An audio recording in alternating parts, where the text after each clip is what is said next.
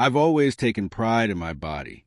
Years of discipline, early morning runs, and hours at the gym carved out the six-pack I wore like armor. At my age, most men had surrendered to routine and belly fat, but I held on to fitness like it was my lifeline. Maybe it was ego, or maybe it was a quiet satisfaction of knowing I hadn't let myself slip. Whatever the reason, I carried myself with a confidence that was hard to miss. My son's friends often tease me about it, calling me the fit dad or the young-looking uncle. I laughed it off every time, never giving their words much weight. They were kids to me, barely men themselves, passing compliments the way young people do when they admire someone older. But one friend, in particular, seemed different. His name was Amir. Amir was 22, just a few years older than my son, and he was always around our house. He had a charm about him, the kind of easy smile that made people trust him right away. My wife liked him, my son trusted him, and the neighbors thought he was polite and well-mannered. He blended into our lives so seamlessly that it was hard to think of him as just a friend of my son. He felt almost like family. But unlike the others, Amir's attention lingered. I began to notice small things. The way his eyes trailed over me when I walked into a room. Not in the careless glance of a teenager, but in the focused gaze of someone studying details. The way he complimented me. Not just a casual, nice shirt, uncle, but comments that went straight to the body I work hard on. "You're looking even more toned than last month," he'd say, eyes lingering on my chest before quickly darting away. At first, I brushed it off. He was young, impressionable, maybe looking at me as a role model. Maybe he admired the discipline it took to maintain this body. That's what I told myself, over and over. But there was something in his look that unsettled me. Something that stayed with me long after he left the room. The small gestures grew bolder over time. If we were sitting together, his shoulder brushed against mine and stayed there a beat longer than necessary. When I cracked a joke, his laugh came too easily, his gaze holding mine longer than anyone else's. He'd find excuses to be near me, helping me in the garage, offering to carry things I really need help with, or just hanging back when the others left the room. I tried to ignore it. I told myself it was in my head. After all, what kind of father entertains such thoughts about his son's friend? I had always considered myself straight, a man of discipline and boundaries. And yet, Amir's presence tested those boundaries in quiet, invisible ways. It became harder to dismiss when I caught him watching me one evening. I had come back from a run, shirt clinging to my chest, sweat still damp on my skin. He was sitting in the living room, pretending to scroll on his phone, but his eyes gave him away. They lingered too long, tracing the outline of my shoulders, sliding down to my stomach. Our eyes met for a split second, and he looked away, a faint blush coloring his cheeks. I felt my pulse quicken in a way it shouldn't have. Instead of anger or discomfort, what surprised me was a flicker of pride, even excitement.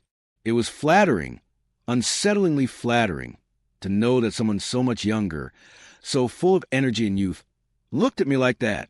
Still, I shoved the thought aside. He was my son's friend, practically like family. Nothing good could come of reading too much into his glances. But no matter how much I tried to convince myself, the truth simmered beneath the surface. Tension hung between us like an invisible thread, pulling tighter with every passing day. I avoided acknowledging it. Yet secretly, I couldn't help but wonder where it might lead if I stopped resisting. The more I tried to ignore it, the bolder Amir became. What began as stolen glances slowly transformed into touches that lingered longer than friendship allowed. At first, it was innocent enough, his hand brushing mine when passing me a cup, or his palm resting casually on my shoulder when he laughed at one of my jokes. But there was something deliberate in the way he held those moments, something intentional.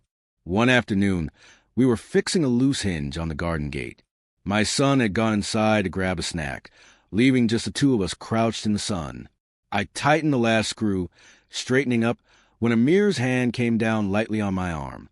"You got insane muscle definition, Uncle," he said, squeezing just above my elbow. "Most guys your age can't even hold a drill without sweating." His words landed heavier than they should have. Compliments on my strength were not new. I'd heard them at the gym from old friends, even from strangers who noticed my physique. But from Amir, it felt different. The way his eyes glinted, the casual boldness of his touch. It wasn't admiration anymore. It was interest. I laughed it off, shrugging his hand away lightly. Years of discipline. That's all. You'll get there too if you stick with it. My voice was calm, but my heartbeat betrayed me, pounding against my ribs. He grinned, leaning closer than necessary. I don't think it's just discipline. You've got something else. Presence. Confidence. His voice softened, almost like a confession, before my son returned and the moment vanished. I told myself not to overthink it. He was young, maybe experimenting with words, trying to sound grown-up, but deep down I knew it was more. Over the next few weeks, the hints became clearer. When we watched a movie together in the living room, Amir chose a seat beside me, even if the couch was half empty. His knee would brush against mine and stay there. When I stretched after workout, he'd remark, "Man, your abs look unreal." Sometimes he even suggested we hit the gym together, just the two of us. One evening, after dinner, when everyone was clearing the table, he lingered behind. "You should show me your routine sometime," he said, eyes locked on mine. "Not just the workouts, but the way you push yourself. I'd like to learn from you. Maybe spend some time alone if you don't mind." The words made my stomach twist. It was no longer subtle. He was asking, outright, for private time with me. I tried to shut it down gently. "It's not a good idea. Amir, I've got a lot going on and you're my son's friend. People might misunderstand." He nodded, but the smile that followed told me he wasn't discouraged. If anything, he seemed even more certain. That night, lying in bed, I wrestled with thoughts I shouldn't have entertained. Why me? I wondered. Of all the people his age, why was he drawn to me? Was it really just the body, the six-pack, the muscles, or was there something more? And why did a small, dangerous part of me feel pleased? It was flattery, pure and simple, but it was also temptation. The kind of temptation that slipped under your skin and made you question things you thought were certain. The breaking point came one weekend evening. My son had stepped out with other friends, leaving Amir in the house. He followed me to the backyard while I watered the plants. The silence between us was heavy, charged. Finally, he spoke. "I should just say it," he began, his voice steady. "I like men. I've known for a while. And I like you." The air left my lungs in one swift rush. I froze, the garden hose slipping from my grip as water sprayed across the grass. I turned to him, searching his face for signs of a joke, some playful grin that meant he was teasing. But he wasn't joking. His eyes were serious, vulnerable, and locked on mine. "You don't have to say anything," he continued quickly, maybe sensing my shock. "I just wanted you to know. The way I look at you, the way I say things. I didn't want you thinking I was just messing around. I mean it. I'm not confused about it." My mind spun. Part of me wanted to put a stop to it immediately, to remind him that this was wrong, dangerous, impossible. Another part of me, though a part one didn't want to admit existed, felt strangely relieved. The truth was out in the open. I didn't have to keep second-guessing his intentions anymore. I swallowed hard, forcing calm into my voice. "Amir, you're young. You don't know what you're saying." He stepped closer, his voice dropping. "I know exactly what I'm saying. And I know what I feel when I'm around you. I don't expect anything. But if you ever felt the same, I'd want you to know I'm here." I stood there, caught between two impossible choices. I could end it, shut it down with finality, never allow this line to blur further. Or I could let it continue, even just a little, feeding the fire that had been smoldering inside me since the first time I caught his gaze. That night, I chose silence. I didn't push him away, but I didn't invite him closer either. I went to bed restless, his words echoing in my head. "I like you. I know exactly what I'm saying." And though I told myself I was resisting, deep down, I knew resistance was only getting harder. After Amir confessed his feelings, things between us changed in a way I couldn't ignore anymore. He hadn't crossed any explicit lines that night, but the air between us was charged, thick with unspoken meaning. And though I kept telling myself to act normal, to treat him the same as before, it became harder with every passing day. The gym became our first real testing ground. One Saturday morning, Amir suggested joining me. My son wasn't interested. He never cared for workouts. But Amir jumped at the chance. I thought it would be harmless. After all, the gym was public, full of people, and maybe the intensity of training would distract us both. I underestimated him. From the moment we stepped inside, his attention was laser-focused. When I bench pressed, he stood close, spotting me with his hands brushing my chest just to be safe. When I moved to crunches, he crouched beside me, eyes fixed openly on my abs, not even pretending to look away. "You're unreal," he whispered, low enough that only I could hear. "Do you even know how insane your body is?" I should have scolded him. I should have told him to stop. Instead, I felt a strange warm flood through me, a mixture of pride and something more dangerous. It wasn't just his words.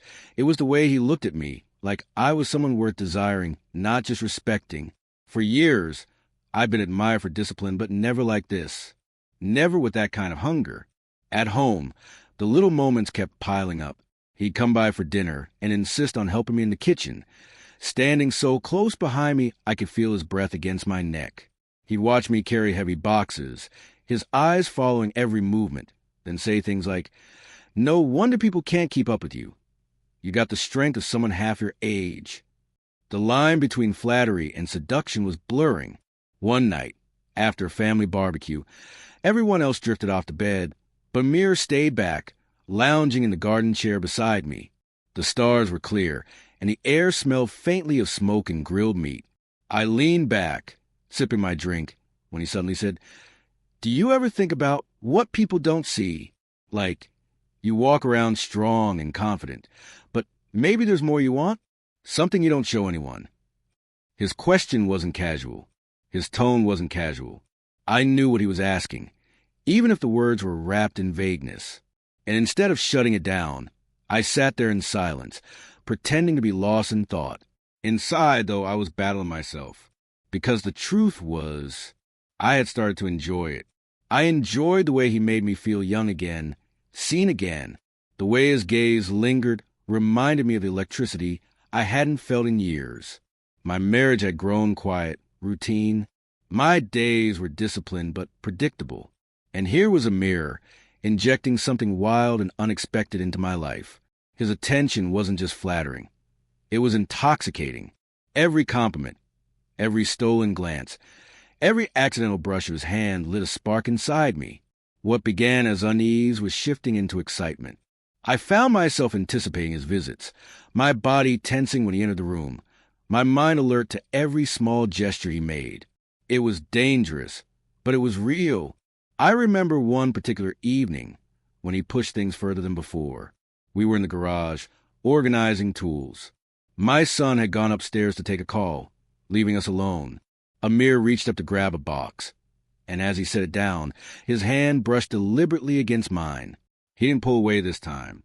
Instead, he looked at me, eyes steady, voice calm. "You don't have to pretend you don't feel it," he said softly. My chest tightened. "Amir," I began, but the words tangled in my throat. "I'm not asking for anything you're not ready for," he continued. "I just want you to know it's okay to want this. It's okay to want me." I should have walked away. I should have shut the door on this entire thing. But I didn't. Instead, I stood there, my breath shallow, my mind racing. His words echoed in my head long after he left that night. "It's okay to want this. It's okay to want me." Was it okay? That question haunted me. For the first time in my life, I allowed myself to imagine it, to picture what it would be like if I gave in. The thought didn't disgust me. It didn't repulse me. If anything, it thrilled me. The forbidden nature of it, the raw honesty of his desire, the way my body reacted without my permission, it was all too much to ignore. I caught myself flexing a little more when I knew he was around, wearing shirts that clung a little tighter, testing the waters without admitting it to myself. I was feeding the fire, even if I told myself otherwise. And somewhere deep down, beneath all the justifications and excuses, a truth emerged. Maybe I wanted this as much as he did. Maybe it wasn't just his wish I was thinking of anymore. Maybe it was mine too. That night, as I lay awake staring at the ceiling, I whispered to myself the words I've been avoiding for weeks. Maybe I should give him a chance. It finally happened one weekend, almost like fate had arranged it. My son invited Amir to stay over after a late-night cricket match on TV. They'd done this countless times before, pizza boxes stacked high, sodas on the table, laughter echoing through the living room. But this time, it felt different. The moment Amir stepped inside, I felt it, a subtle awareness, a current running beneath the ordinary. At dinner, he sat across from me, his smile easy, his jokes quick. My wife laughed at something he said. My son argued playfully over whose team would win, but all I could notice was Amir's eyes flicking to mine in between bites. Each glance was brief, but enough to send a ripple through me. I caught myself studying him too. The way his hair fell slightly over his forehead, the curve of his lips when he smirked, the relaxed confidence in his posture. He wasn't a boy anymore. He was a man. And that realization shook me more than I wanted to admit. We talked about everything and nothing, movies, sports, stories from work. Amir teased me about my strict diet, joking that one day he'd sneak butter and sugar into my meals just to see me lose control. I chuckled, but inside, my anticipation was building. Every word, every stolen look, was feeding a quiet storm inside me. By the time the plates were cleared and the house grew quieter, I knew I couldn't keep holding it in. I was ready. Maybe I'd been ready for weeks, maybe months. The temptation that once scared me now felt inevitable, like a tide I couldn't stop. The night deepened. My son and wife retreated upstairs, leaving the house blanketed in silence. I lingered outside on the patio, pretending to tidy up the garden chairs, though in truth I was waiting. My chest tightened when I heard the faint creak of the living room floorboards. Amir, still awake. I took a breath, steadied myself, then called softly, "Amir!" A moment later, he appeared at the doorway, silhouetted by the warm light inside. "Yeah, Uncle?" he asked, his voice low. "Come out here for a minute," I said, trying to sound casual, though my heart was pounding. He stepped into the lawn, the cool night air wrapping around us. The moon hung high, casting silver light across the grass. For a moment, neither of us spoke. The only sounds were the hum of distant crickets and the soft rustle of leaves in the breeze. I could feel his presence beside me, closer than it needed to be. My palms felt clammy, my throat dry. I wasn't used to being nervous around anyone, but in that moment, I was. This wasn't about discipline or control. This was something raw, unguarded. Finally, I turned to him.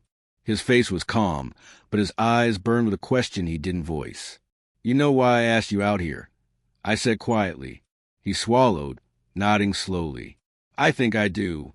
The air between us grew heavy, thick with unspoken desire. My chest rose and fell, every breath louder in my own ears. I could feel the pull, the magnetic force that had been building for so long. "You've been persistent," I continued, my voice barely above a whisper, "and I've tried to ignore it. I've tried to convince myself it was nothing, but..." I paused, searching for words. "But it's not nothing, is it?" He stepped closer, close enough that I could see the moonlight glint in his eyes. "No," he said softly. "It's not nothing. Not for me, and not for you either." The honesty in his tone stripped away whatever defenses I had left. My breath hitched, my pulse racing. I wanted to deny it, to cling to the safety of restraint, but the truth was undeniable now. I let out a slow breath. "This isn't easy for me," I admitted. "I'm not who you think I am. I've never..." "You don't have to explain," Amir interrupted gently. His voice was steady, soothing. "I don't need labels. I don't need promises. I just need you to be real with me. Right now." His words sank deep, dissolving the last of my hesitation. The silence stretched between us, charged, electric. For the first time, I allowed myself to truly feel it. The attraction, the pull, the way his presence stirred something inside me that I hadn't felt in years. Vulnerability, yes. Thrill, absolutely. But more than that, a strange kind of freedom. I looked at him, really looked, and saw not just my son's friend, not just a young man with bold desires, but someone who had patiently, persistently cracked open a part of me I thought was buried forever. The lawn, the moonlight, the silence, all of it wrapped around us like a secret only we shared. My hand trembled slightly as I reached up, resting on his shoulder. He didn't flinch. He didn't move away.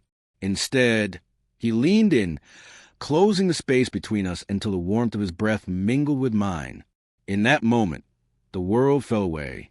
It was just him and me, standing under the night sky, two people on the edge of something neither of us could deny any longer. And though the next step hadn't yet been taken, I knew it was coming. For a long moment, neither of us spoke.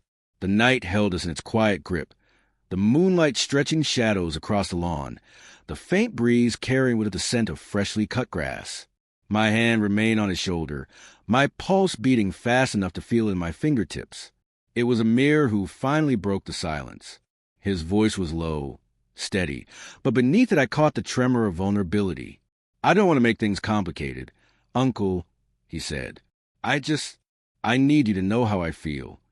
I swallowed hard, my throat dry.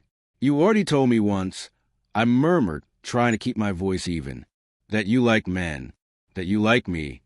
His lips twitched in a faint smile, though his eyes stayed serious. "Saying it once doesn't feel enough. You have no idea how long I've been holding this in. Every time I see you, working out, fixing things, even just laughing with your son, I feel something I can't explain. It's not just your body, though yes, it's amazing." His eyes flickered down briefly, almost shy. "It's the way you carry yourself. Strong, confident, sure of who you are. I admire that. I desire that. And," he hesitated, taking a shaky breath, "I want to be close to you, in every way." His honesty shook me. I had expected teasing remarks, casual flirting, maybe even a reckless proposition. But this was raw, vulnerable, real. For a moment, I wanted to retreat, to put the distance back where it belonged. I was older, a father, a man who had lived his life a certain way. This wasn't supposed to happen.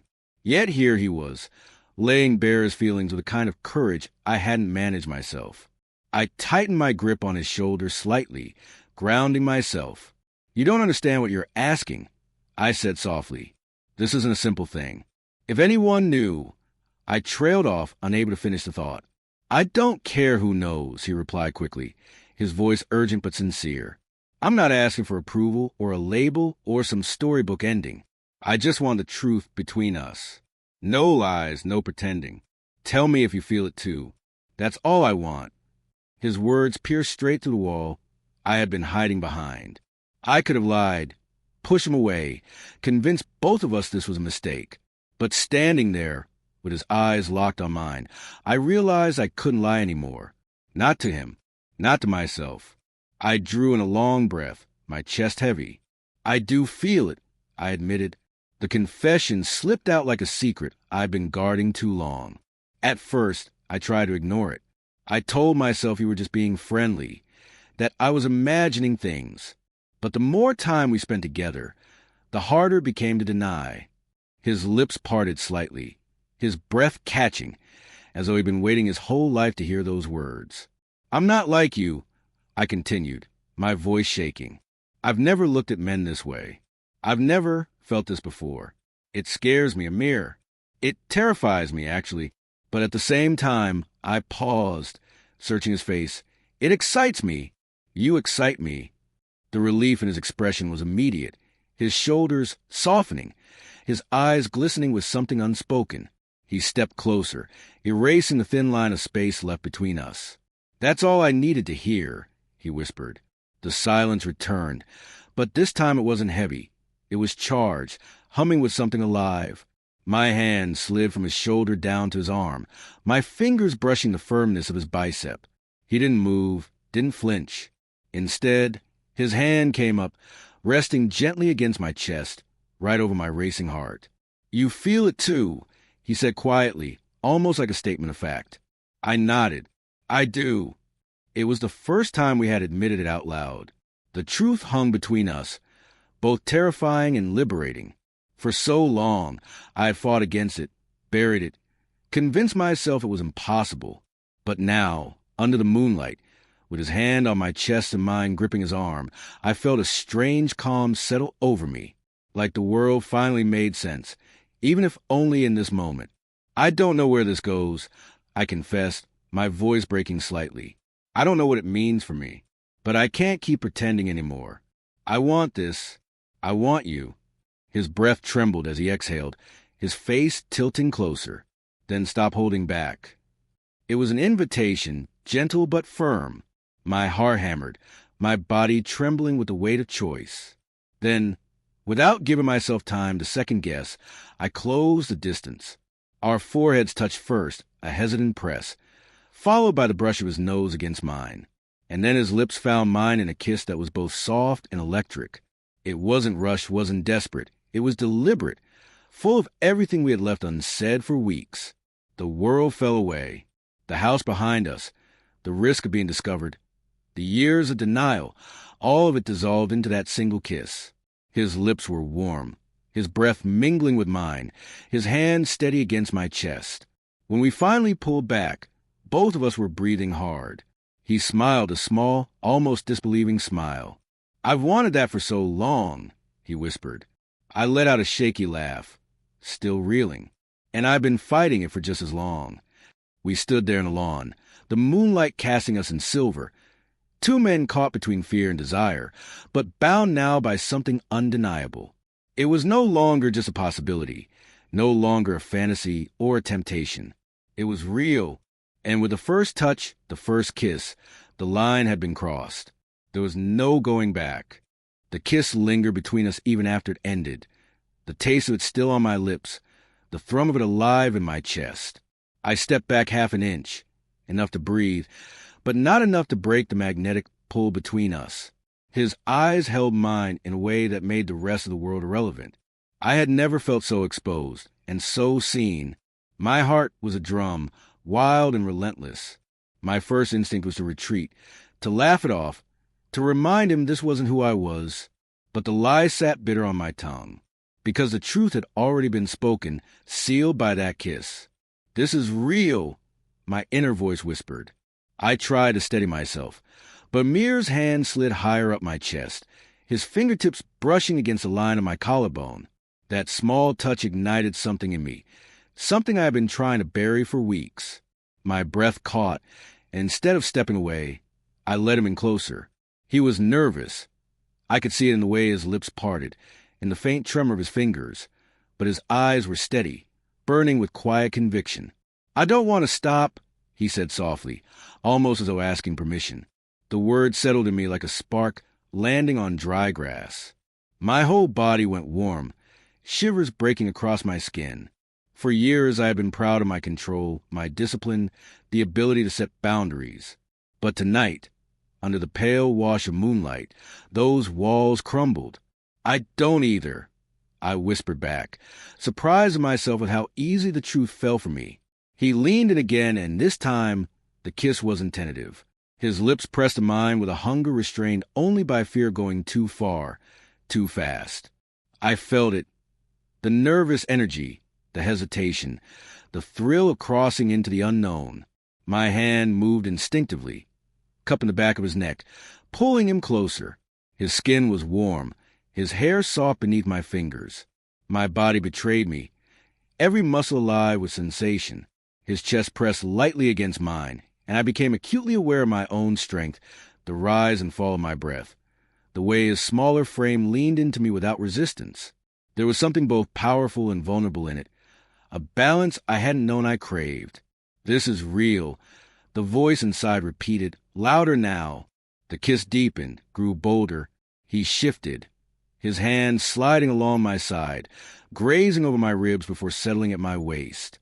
The contact sent a jolt straight through me. For a moment, I pulled back, sucking in air as though I'd surfaced from underwater. "Are we really doing this?" I asked, my voice hoarse. Amir's answer came in the form of his forehead resting against mine, his breath mingling with mine. "We already are." And just like that, the hesitation melted away. I kissed him again, harder this time, tasting the sweetness of surrender. The nervousness that clung to me transformed into something fiercer, passion, raw and undeniable. My hands traveled down his back, feeling the taut lines of his body through his shirt. He responded with quiet urgency, fingers curling into the fabric of my own. Time warped. The sound of the night, the rustle of leaves, the distant hum of the city, faded into silence. All I could hear was the beating of two hearts colliding in rhythm. All I could feel was a fire sparking wherever our bodies touched. I had never kissed another man before, never imagined I would. Yet here I was, intoxicated by it, by him. Each brush of his lips, each shift of his weight against mine dismantled years of denial, replacing it with clarity that both terrified and thrilled me. We broke apart only to breathe, and even then, our mouths hovered close, breaths mingling in the cool air. My hand cupped his jaw, my thumb brushing the faint stubble at his chin. His eyes were glassy, reflecting the moonlight, filled with something I hadn't seen before, something tender, aching, real. "I've wanted this for so long," he confessed, voice breaking. I swallowed hard, the admission cutting straight through me. "And I've been fighting it just as long," I said, my tone heavy with both guilt and release. "But not anymore. I don't want to fight it anymore." The word surprised me, but as soon as I said them, I felt lighter, as though chains I hadn't realized I was carrying had fallen away. He smiled then, a small, trembling smile that lit up his whole face. "Then don't," he whispered. And I didn't. I leaned in, kissing him again, slower this time, savoring the moment. His hand found mine, our fingers intertwining, and I realized how far I had come in a single night, from denial to acceptance, from fear to desire. We stood there, two figures in the moonlit lawn, wrapped in something both fragile and powerful. The world outside still existed, the risks, the judgment, the impossible questions, but in that moment, none of it mattered. What mattered was the undeniable truth. We wanted this. We wanted each other. When we finally parted, both of us breathless, Amir rested his head against my shoulder, his voice low but certain. "Whatever happens next, we'll figure out." I wrapped an arm around him, holding him close, my chest still rising and falling with the rush of it all. "Yes," I said quietly, moored myself into him. "We will." The night had changed everything. The line we crossed wasn't just physical. It was emotional, spiritual, something deeper than I could put into words. And as we stood there beneath the stars, I knew with absolute clarity, there was no going back. The morning after felt like waking into a new world. Sunlight spilled through curtains, soft and golden, yet seemed sharper somehow, brighter, as if the night had left its mark not only on me, but on everything around me. I went about my usual routine, making tea, checking my phone, pretending nothing had changed. But inside, I carried a secret so powerful it made my pulse race every time I thought of it. When Amir came downstairs, his eyes found mine instantly. It wasn't dramatic, just a brief glance, quick enough to escape my son's notice, but it carried everything we couldn't say aloud. A shared smile tugged at the corners of his mouth, and I felt one echo in my own before I could stop it. That look, that small connection, was enough to flood me with warmth. Yet beneath the warmth lay guilt. The thought gnawed at me as I watched my son and Amir joke around at the breakfast table. What am I doing? Am I betraying my son's trust? The questions were sharp, insistent, cutting to the glow of last night's passion. But alongside them bloomed another truth, one just as undeniable. I feel alive. I feel wanted. I'm discovering a part of myself I never knew existed. It was a war inside me, guilt on one side, happiness on the other. Every time I remembered Amir's hand on my face, the tenderness in his kiss, guilt would hiss at me, reminding me of the risks. But then he'd catch my gaze again, his expression steady, reassuring, and I'd feel the guilt soften into something else, acceptance. Later that day, when my son was distracted in another room, Amir brushed past me in the hallway. Just a small touch, his fingers grazing mine, but the jolt of it was electric. He leaned in ever so slightly and whispered, "Don't overthink. Just feel." Those words sank into me, calming the storm for a moment. Despite being younger, Amir carried a surprise of maturity in how he handled it. He didn't push, didn't demand, didn't rush. He simply offered presence, reassurance that whatever was happening between us, it wasn't something reckless or meaningless. In the days that followed, our secret bond deepened. We became masters of subtlety. A brush of his knee against mine under the dining table, a quick squeeze of my shoulder when no one was looking, eyes meeting across the room, and holding just a second too long. To anyone else, it was nothing. To us, it was everything. Each stolen moment built a rhythm, a quiet language only we understood. At night, when the house was asleep, we found reasons to linger. On the balcony, in the kitchen, sometimes even just passing each other in the hallway. Those were the moments when his care showed most. He'd ask if I was sleeping well, if I was eating enough, if I was happy. Not just in words, but in the way he looked at me, as though my answers mattered more than anything. I started realizing how easy it was to let him in, not just physically, but emotionally. His laughter disarmed me. His gentleness grounded me, and his presence made the weight of daily life feel lighter. My life is changing.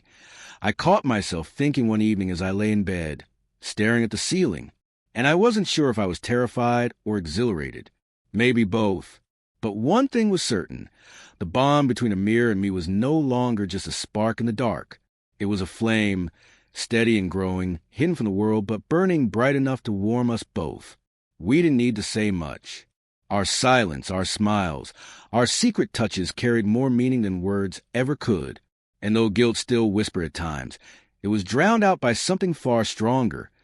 The quiet certainty that this was not an accident. This was a connection we were meant to explore. In the weeks that followed, I began to notice the changes in myself. I carried myself differently, straighter, lighter, almost as though a hidden joy gave me strength. People around me commented that I seemed happier, more at ease, but they could never have guessed why. Only Amir knew. Only he could see the truth in the way my eyes softened when we were alone, or in the quiet smiles we shared when no one was watching. What surprised me most wasn't the physical thrill, though that had been undeniable. It was the warmth, the emotional depth. I had gone into this believing it was just curiosity, maybe even temptation I couldn't resist. But what had grown between us was something I hadn't expected. Something tender, something steady. Amir didn't just want my body. He wanted me. And I found myself wanting him back, in ways that reached far beyond the surface. I started to feel more alive, more seen than I had in years. His presence gave me confidence, not just in my appearance, but in who I was. With him, I didn't have to perform or pretend. I could be vulnerable, open, and still feel strong. The man who once looked at me with admiration now gave me something far greater, love. I realized it late one night, when we sat side by side in quiet, our hands loosely entwined. No words were spoken, yet the silence was thick with meaning. My chest swelled with a truth I could no longer deny. This isn't just attraction, it's love. Of course, the world outside remained complicated. My son couldn't know, not yet. Our bond had to stay hidden, shielded from questions, judgment, and consequences. But even in secrecy, I felt a certainty building inside me. This wasn't fleeting. This wasn't a mistake. It was the beginning of something I want to protect, to nurture, to carry forward. So we planned quietly, without saying too much. Just a promise in our eyes, an unspoken agreement in every shared glance. We would find a way. Discreetly, carefully, we would build toward a future together. And for the first time in a long time, I wasn't afraid of what lay ahead. I was ready. It took me longer than I care to admit to fully accept what was happening between us. For weeks, I wrestled with questions, with guilt, with the fear of what people might say if they ever found out. But through it all, Amir never wavered. His steadiness became my anchor. He didn't push, didn't demand, didn't try to force my hand. He just was present, patient, quietly showing me with every glance and every gentle touch that what we shared wasn't some reckless indulgence. It was real. One evening, while my son had gone out with other friends, Amir and I sat in the garden. The night was still, the air heavy with the scent of blooming jasmine. He leaned back in the chair beside me, his eyes catching the faint glow of the porch light. "You know," he said softly. "I never thought I'd find this. Not here, not like this. But with you, it feels right." I looked at him then, really looked at him. The boyish charm was still there, but I could see the man beneath it. The honesty in his eyes, the courage it took to speak his heart so plainly. And in that moment, all my doubts seemed to fade. I realized I had been clinging to an idea of who I was supposed to be, instead of embracing who I had become. "You're not just my son's friend," I said, my voice steady for the first time. "You're someone special in my life, and I don't want to keep pretending otherwise." The relief on his face was immediate, almost overwhelming. His smile was small, but it carried more meaning than words ever could. He reached across the table and took my hand, his fingers lacing with mine, and I didn't pull away. For once, I allowed myself to be fully present, unguarded, unafraid. From that night on, something shifted. We still kept our bond discreet, careful protected from unwanted eyes, but it no longer felt like a secret laced with shame. It felt like something worth cherishing, worth fighting for. Our relationship blossomed in quiet ways. Late-night conversations that stretched until dawn. Laughter shared over small things. Moment of comfort when the world outside felt heavy. Trust grew naturally, as did joy. He learned my routines, the small quirks I never thought anyone noticed.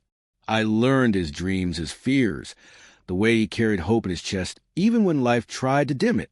Every day, he gave me reasons to believe that love wasn't bound by age, by circumstance, by what others thought was acceptable. Love, I realized, had a way of finding us where we least expected it. Looking back now, I smile at how it all began. What started as lingering glances and extra attention, something I tried so hard to ignore, had become the very thing that transformed my life. It wasn't just about my body or his admiration. It was about connection, trust, and the courage to embrace something true. We sat together one afternoon, sunlight streaming across the lawn where it had all started. He leaned against me, his hand resting lightly on mine, and I felt a peace I hadn't known in years. "Funny, isn't it?" I murmured. "All this started because you wouldn't stop staring at me." He laughed, that easy, boyish laugh I'd come to love. "Worth it," he said simply, and I knew he was right. Life has a way of surprising us, of leading us down paths we never thought we'd walk. For me, it led to a mirror, and though the journey had been complicated, uncertain, even frightening at times, it had given me something I would never trade. Love that was real, love that was lasting. What began as extra attention had turned into something I hadn't been looking for, but had needed all along. Love, I realized, doesn't follow rules. It just finds us in its own time, in its own way. And sometimes it arrives in the most unexpected form, like a friend who becomes something far more,